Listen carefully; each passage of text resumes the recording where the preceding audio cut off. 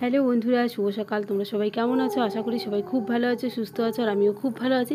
তোমাদের সকলকে সাথে নিয়ে আজকের ব্লগটা স্টার্ট করলাম এখন থেকে। এখন বাজে সকাল 6:30, আর আজকে যেহেতু চৈত্র সংক্রান্তি তাই সকাল সকাল ঘুম থেকে উঠেছি। আজকে অনেক কাজবাজ আছে, আর আজকে হচ্ছে আমাদের গ্রামের লোকেরা কিন্তু অনেক কিছু খায়। তারপর হচ্ছে তেতো শাক এসব জিনিস আজকে খাবে, তাই সবাই কিন্তু সকালবেলা উঠেই সব কিছু জোগাড় করার জন্য ব্যস্ত। না হলে পাওয়া যাবে না, সবাই তো একদম বেরিয়ে পড়বে শাক, তারপর হচ্ছে এদিকে তেতো আনার জন্য। তাই আমরাও সকাল সকাল আগে তেতো খেয়ে নেব, বাসি কাজকর্ম করার আগে তেতোটা খাবো খালি পেটে, তারপর কাজবাজ শুরু করব। তো তাই এই যে তেতো নিয়ে এসছে, গাছের এটা ছাল আর কি তুলে নিয়ে এসছে। আর এই গাছের ছাল যে খাবে বলার মতো না, এত তেতো। আর এদিকে আমার বরকে আমি বলছিলাম, তুমি কি এই গাছের তেতো যে আছে এক গ্লাস খেতে পারবা? তো আমার বর বলছে আমাকে আগে খেতে, যে নিজে আগে খেতে যদি পারো তাহলে আমি আরও হচ্ছে ডাবল খাবো, বেশি খাবো আর কি, 2 গ্লাস।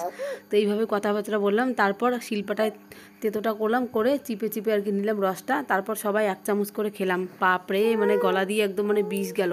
আর আজকে এই তেতো খেয়ে ঠেয়ে একদম মানে শরীরে যত বিষ ব্যথা আছে সব সারাতে হবে। এত কোমর ব্যথা আমার আর বলার মতো না, সবারই এখন শুনি ব্যথা ব্যথা। আর আমার কোমর ব্যথার তো কারণ আছে, আমার তো সিজারে যেহেতু বেবি হয়েছে তাই কোমরটা আর কি ব্যথা করে। তো সব কিছু খেয়ে আজকে বিষ ব্যথা সব ছাড়াবো। তো এদিকে তারপর এই যে স্নান দান করে সিঁদুর পরলাম। আর এদিকে আমার মেয়েকে দেখো আয়নার মধ্যে কীভাবে, এগুলোকে নাকি ক্লে বলে, এগুলো দিয়ে আয়নাটা সাজিয়ে রেখেছে। হায় রে, এগুলোর দেখি এখন সব বাচ্চাদের এত বাহানা বলার মতো না। তো তারপর যেদিকে চলে আসলাম, সারা বাড়িতে আমি সারা বাড়ি তারপর ঘরের মধ্যে তেতো জল ছিটালাম। আর আজকের দিনে নাকি তেতো জল ছিটাতে হয় বাড়িতে, বলে সবার মুখে শুনি, আর আমার শাশুড়ি মাও বললো। তাই আমিও বউ হিসেবে ওই নিয়মটা আর কি পালন করলাম। আর এই জিনিসটা করতে তো আর পরিশ্রম লাগবে না, তাই পালন করাটাও ভালো, যাতে আমারও আর কি মনে থাকে যে না, এই দিনগুলো কীভাবে পালন করতে হয়। আর বলে আর কি যে এই দিনে নাকি এইভাবে বিষ জল ছিটালে নাকি পোকামাকড় থাকে না, তো জানি না আর কি, বললাম তোমাদেরকে সবার মুখে শুনি তাই। তো তারপরে যেদিকে দিয়ে দিলাম হচ্ছে পুজো।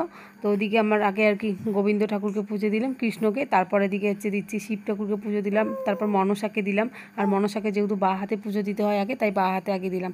তারপর চলে আসলাম তুলসীতলায় পুজো দিতে, তুলসীতলায় পুজো টুজো দিয়ে প্রণাম করে শঙ্খ বাজাবো, তারপর হচ্ছে এদিকে সাজ বাজাবো, বাজিয়ে ঠাজিয়ে তারপরে যে এদিকে প্রণাম টুনাম করলাম। তো তোমাদেরকে একবার দেখাই, এই যে আমার পুজো দেওয়া শেষ, এখন প্রসাদটা তুলবো, তুলে তারপর সোজা চলে যাব রান্নাঘরে। রান্নাবান্না অর্ধেক হয়েও গেছে, আর এখন শুধু নিম পাতা ভাজা হলে তারপর আমরা ভাত খাবো। তো তোমাদেরকে একবার দেখাই আর কি রান্নাবান্নাগুলো, মানে রান্নাবান্না আমার কমপ্লিট হয়ে গেছিলো আগে, তো আমি তোমাদেরকে একবারে আর কি দেখাচ্ছি সব। তো এদিকে যে ডাল আর কি হচ্ছে, মানে পরে আমি এটা শেষের দিকে আর কি রান্নাটা তোমাদের দেখালাম।